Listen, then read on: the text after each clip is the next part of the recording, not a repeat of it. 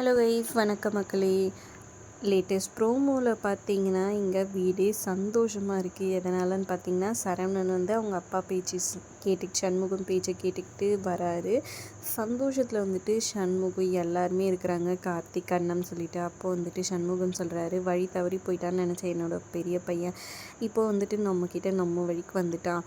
அதனால் அவனுக்கு ஒரு நல்ல பொண்ணு அமைச்சிருக்கு, அவனுக்கு நல்லபடியாக கல்யாணம் பண்ணி வைக்க போகிறேன் அப்படின்னு சொல்கிறாங்க. இதை கேட்டுட்டு இருந்தால் அவங்க ஒய்ஃபான கார்த்திக்கோட அம்மா கோவமாக என் பையன் மனசை கலைச்சி அது இதுன்னு பேசி அவனை உங்கள் வழிக்கு பண்ணி அவன் வாழ்க்கையை கெடுக்க பார்க்குறீங்களே, நீங்களாம் நல்ல கதியாகவே இருக்க மாட்டீங்க அப்படின்னு சொல்கிறாங்க ஒரு பக்கம்.